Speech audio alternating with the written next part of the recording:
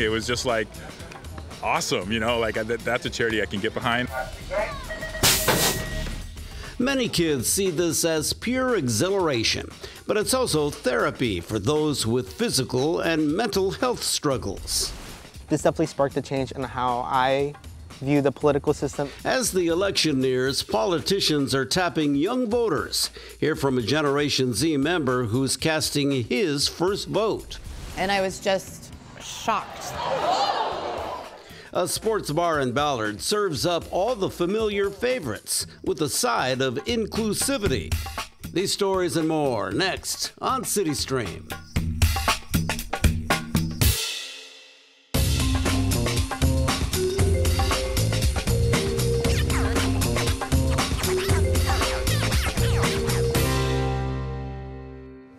Hi, I'm Enrique Cerna, and welcome to CityStream from the Fremont Cut.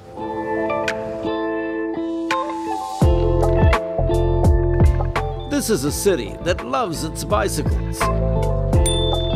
Each day, hundreds of people travel the miles and miles of bike lanes across the city, or they cycle along the popular Burke-Gilman Trail. But it's not just adults that are pedaling these days. Many youngsters are also getting in on the action. The Seattle-based nonprofit Psychotherapy is helping them to get healthier, not only physically, but mentally. Brian Callanan has a story. Riders, get ready. It's time for the main event. The world of BMX racing moves fast. And the high-flying action is intense. Alan making a move. Ben, Gavin, and Oscar. But it wasn't long ago that most of these racers at this bike track in SeaTac weren't fighting to the finish. Scooter aired it out. They were having trouble just getting started. Lift up, try and get him to pedal. Brent Azis wants to help every kid ride a bike after an experience with his own children 4 years ago that may sound familiar. When COVID happened, March of 2020, it was like, time out, you guys need to get outside. I can't let you just sit inside and play video games all day. You're already gonna be in front of the screen for school. I can't let you do it. Brent's kids got involved in BMX competitions just months after they learned how to ride. But as Brent was setting up a racing team for his then grade school-aged children, he learned something along the way. Getting out on a bicycle helps with your mental state. It's rare to ever see a kid on a bike not happy. And that's how Psychotherapy, a King County nonprofit, got started. Providing safety equipment, bikes, and a mental health boost to nearly 800 kids at King County parks this year. Gaining confidence, gaining social skills, all up and, up to like just helping adjusting with any type of mental issues. Lauren Alvarez, Psychotherapy's treasurer, is well aware of what doctors call a national emergency with children's mental health in the wake of the pandemic. The Casey Foundation says more than 15% of our state's kids have been diagnosed with anxiety or depression, higher than the U.S. average of just under 12%. And that's just the start of what psychotherapy is dealing with. We help out a lot of kids that are autistic, help some that have Down syndrome, a lot of ADHD, and just like social anxiety. Once they get out on a bike, put the helmet on, they're a whole new kid. You got it, wow! Doctors say exercise like cycling helps reduce cortisol, a stress hormone. But new riders like Lincoln are pegging the thankfulness meter too. I feel grateful. I love riding bikes now. And if you're worried about not being able to afford to have your child involved with psychotherapy, it's time to put the brakes on that kind of thinking. There's financial assistance available for those who need it. All right. Beyond its free Pedal to the Mental Park program, Psychotherapy provides funding for kids who want to compete in local races, but don't have the money to do so. We saw the good in what has happened with our children, and we want to provide that back to the communities. Anyone in Washington State who needs our help, we want to be able to provide that. And that includes riders up to age 50.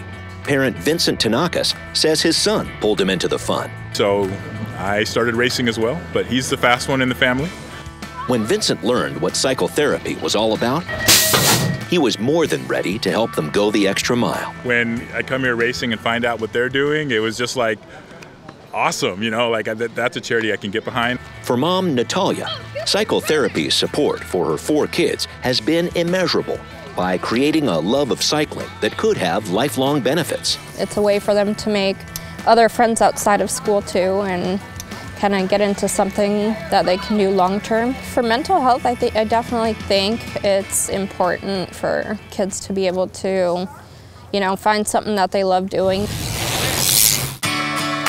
Remember how it felt when you learned how to ride a bike for the first time? It feels like I have, it's freedom out to the world.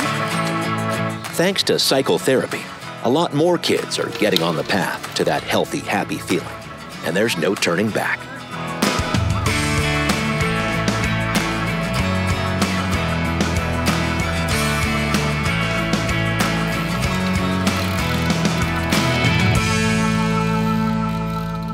If you'd like to learn more about cycle therapy, just go to their website, cyclotherapyracing.org. Next on CityStream, there's a reason politicians are paying close attention to Generation Z. Hear from one Gen Z member who's voting for the first time.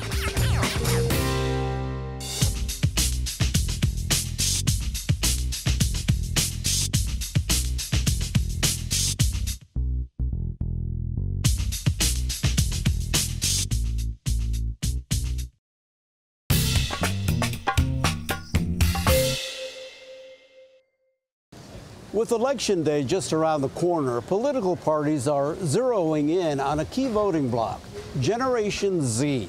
It includes those born between 1996 and the mid-2000s and makes up 1/4 of the U.S. population. I spoke to one Generation Z member who plans to vote for the first time. He's not only doing it for himself, but for others who made it possible for him to do so. My name is Oscar Perez. I am a second year at Pacific Lutheran University. Oscar Perez is 19 and the first in his family to attend college. He's majoring in education with a minor in Hispanic studies. In November, he will vote for the first time in a U.S. presidential election. He's excited and a bit nervous. When looking into it, maybe even a little overwhelming, but I think once I've fully looked at the official ballot, I can definitely make my decisions from there. Oscar didn't think much about voting until his senior year at Thomas Jefferson High School in Federal Way. That's when he got involved with El Centro de la Raza's Hope for Youth program that works with the school's heritage Spanish classes and its students. The goal is for them, through our program, to feel more supported in the school environment for this election, and just with everything happening politically, is how giving them the tools to talk and research topics that they're interested in. For Oscar, Hope for Youth helped him to understand what it meant to become civically engaged, as well as the importance of voting. This definitely sparked a change in how I view the political system, as well as my ways that I can be involved within it. That was one of the steps that I took that I didn't really know was going to be a step, but definitely helped out how I can make these changes that I want to be seen. Oscar Perez is one of some 41 million Generation Z members, ages 18 to 27, eligible to vote in the 2024 election. About 45% are young people of color. Having a high youth turnout will make a huge difference. And I'm not saying they're monolithic. I mean, as you know, 40% of Latinos want to vote one way, and we're very divided as well. But turnout is going to be key. So if we can get the youth to turn out, I think that'll make a difference in this election. So next generation, let's join this fight together.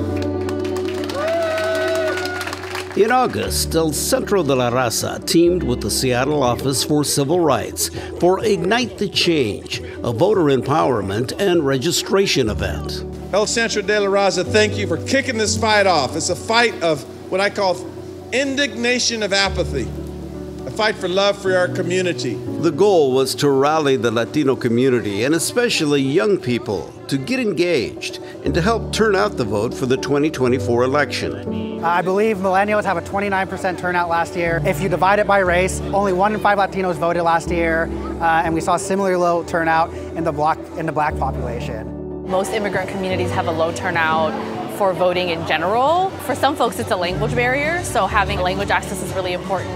And I think another one is just not having representation of folks talking about issues that relate to them in the ways that it impacts their identities.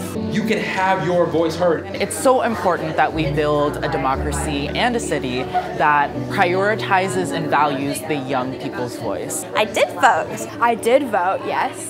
This is my first election. How often are they able to actually have access to political information and to candidates and to people organizing in our communities? This new voter advocacy and voter engagement is so critical and important. The beloved community involves everything, right? It involves loving your neighbor, helping people out. It involves that civic responsibility as well to go out and vote and to make sure that you are coming out and getting resources for the community. And a big way to do that is by voting. As Oscar Perez prepares to vote in the November election, he says he's not just voting for himself, but also for his father, who owns a Seattle restaurant and who has spent years tied up in the immigration system in his quest to become a U.S. citizen, as well as others he knows who wish they too had the right to vote. There's many things that I wish would be different, and definitely one of the steps I'll be taking is voting. Ese es el momento que necesitamos a votar. As the political parties tap into Gen Z, they're also focusing on the huge number of eligible voters that don't vote. Each presidential election year, that group of non-voters numbers in the tens of millions. We tapped the CityStream archive to look back at a group of Seattle volunteers who worked hard to get out the vote across America. Mimi Gann has more on the mission of common power. Come on. Meet Corey Prince of Racine, Wisconsin. All right. Y'all want to follow us down there? Just follow us down there. Just follow us. Where's that going? Right here to City Hall. For what? To vote.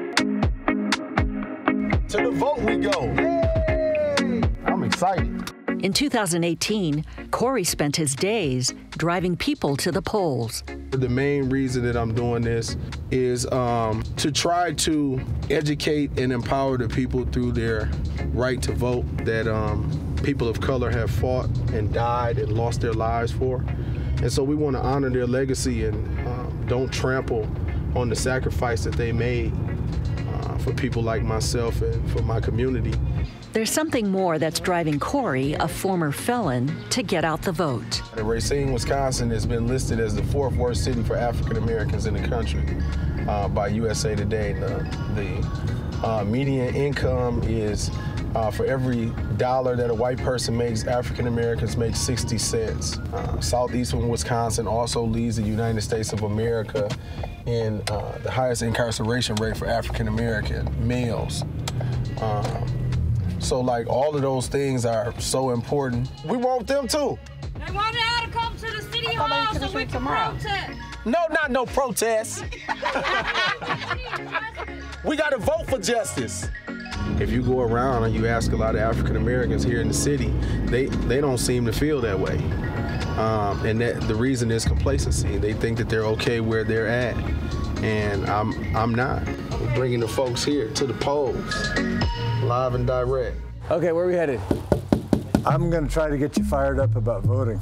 Fighting alongside Corey are volunteers from Seattle, part of a civic action group called Common Power. Do you know you can vote today? You voted already, huh? Yeah, he has voted. Good, way to go, man. It's important to knock on these doors and tell these folks who are poor, who are lower middle class, that their vote matters.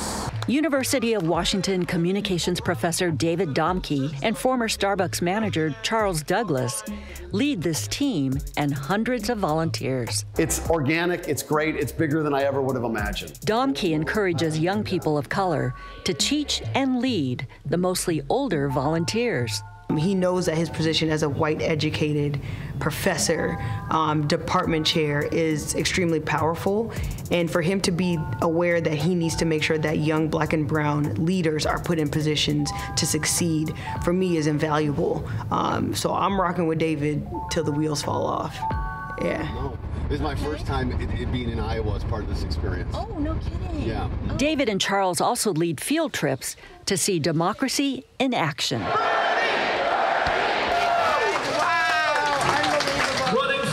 Is an act of hope, and so is caucusing, volunteering, or being part of this process.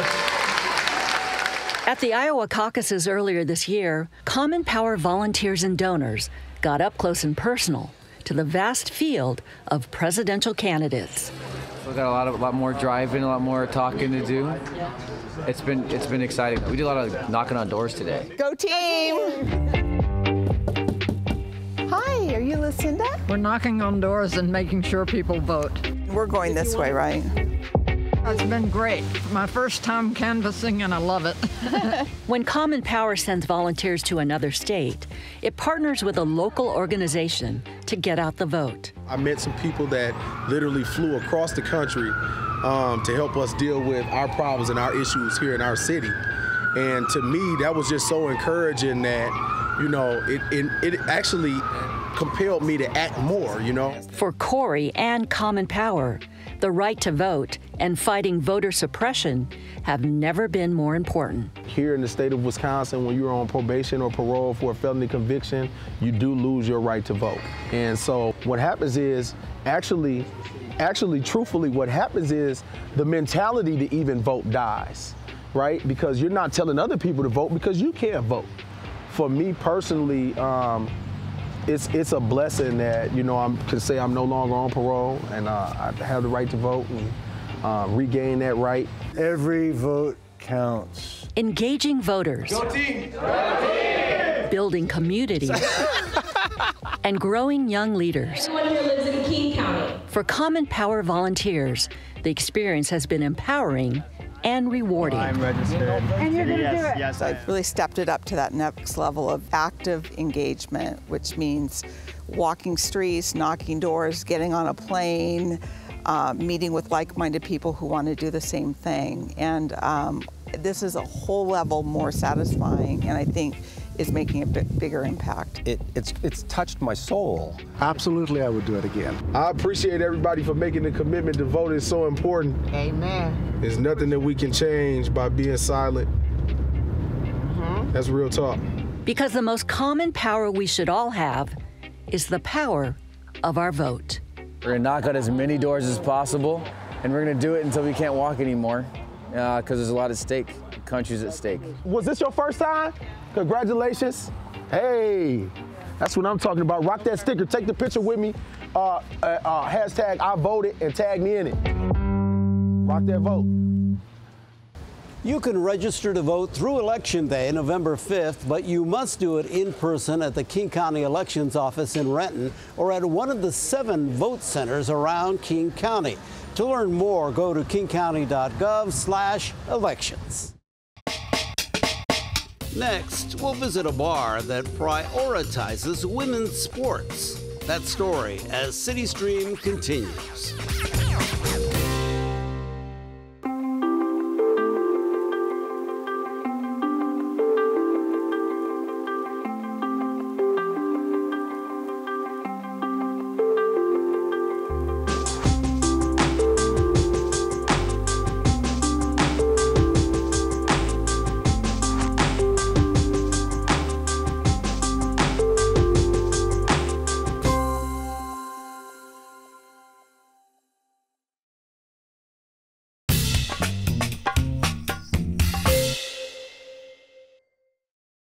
Welcome back to CityStream.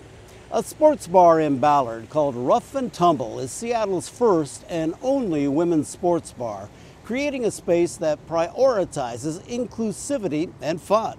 It showcases Seattle's women's sports teams like the Reign, FC, the Storm, and more. Rough and Tumble's owner, Jen Barnes, is changing the game and making a place where all are welcome and represented. Drew Highlands has our story. The sort of light bulb moment, as I call it, happened in the fall of 2021. The Reign, which is Seattle's NWSL team, they were in the semifinals. I was talking to my partner. I'm like, let's go to a real soccer bar and watch the game, you know, and have some cold beers. And he was like, well, you should probably call and see if they're playing it. I did. I started calling around, and the first one said, who? And the second one said, no, we're not going to play that game. And the third one essentially was like, well, we have it scheduled, but it'll come on after the football game is over on that screen. And I was just shocked. We were in 2021, we had some of the best players in the world on our team, and none of our local soccer bars were even playing this game. Huerta, crossing, Rapinoe! Megan Rapinoe's done it now! And put Reign ahead! And I was just kind of raving about it. And my partner was like, why don't you do something? Why don't you do something? Why don't you change it? Why don't you change the game? Open a place and play women's sports. I was like, oh my God, that's the coolest idea ever. And you know, it was one of those moments where you know you've hit on something that is so needed, that it is so right. And I just couldn't let it go. And in February, just a few months later, this lovely place came to be.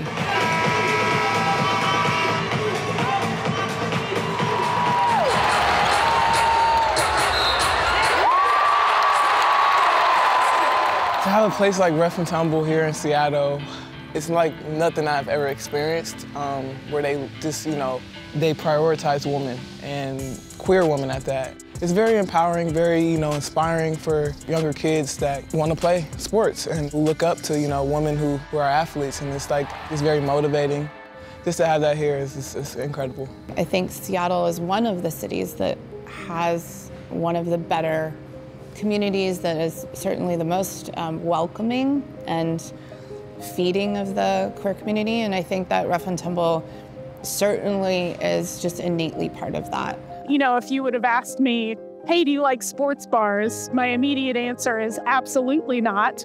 No way, that doesn't sound like my kind of vibe. But when it's women's sports, there's a bunch of female and like women identifying folks there. It just feels like a really positive, fun experience. Yeah, after this, I'm kind of like, maybe I should follow the WNBA. Maybe we should go to a basketball game or something. It is a very diverse crowd. It's, you know, you'll have newborns in strollers, you'll have grandmothers, you'll have, you know, pre-Title IX women who come in crying because they cannot have ever imagined that a place like this would exist when they were growing up. This is a really cool environment, and it is just a microcosm of what women's sports fans already are. I think it's no secret that women's sports are taking over the whole world. I think the interest has always been there for women's sports, but now we just have the perfect place, dare I say, to go and watch it together with our friends, with our family. I remember growing up, who I had to watch was the U.S. women's national team, and that was really all. And it was hard to find them on TV, and they were my heroes, but I barely got to see them. And I just think it's so important for little girls to relate to somebody and be like, this is what I want to do. One of the things that I knew I was really looking forward to doing was having more of an impact on encouraging young women athletes, especially in non-binary and girl-identifying kids, to get into sports, to start playing sports. So one of the things that I'm incredibly proud of is helping bring the USLW team to Ballard. It's a semi-pro level team, and it's a very important part of the pyramid, the development pyramid in soccer. The more opportunities we can open up for athletes to be able to play, it gives more opportunities for kids to consider, wow, you know, my playing career isn't over at the end of high school, or my playing career isn't over at the end of college. When I was younger, I didn't have a professional sports league to look for. You could have a dream team, but if they don't need your position, then they're not going to look at you. So it's having all these different opportunities in different places, and I just think that's so beautiful. It's making it normal. It's making it like okay for a little girl to be like, okay, if I work really hard, this is going to be my job.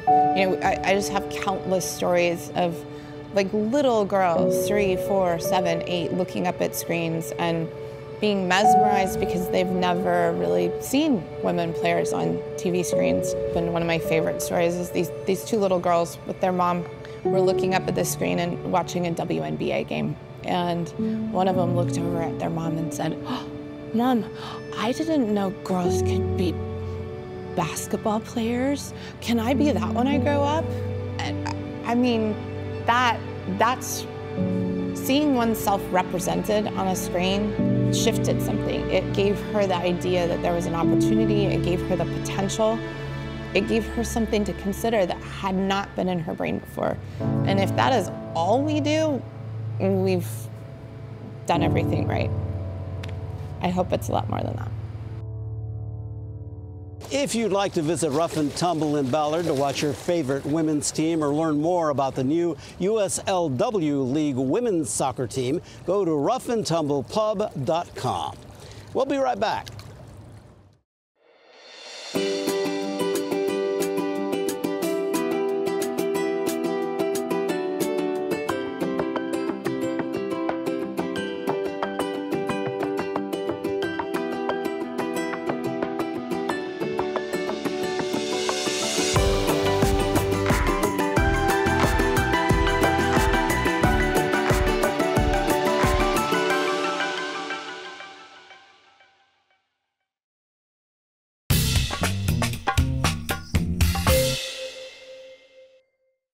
Well, that's all for this episode of CityStream from the Fremont neighborhood in the Fremont Cut.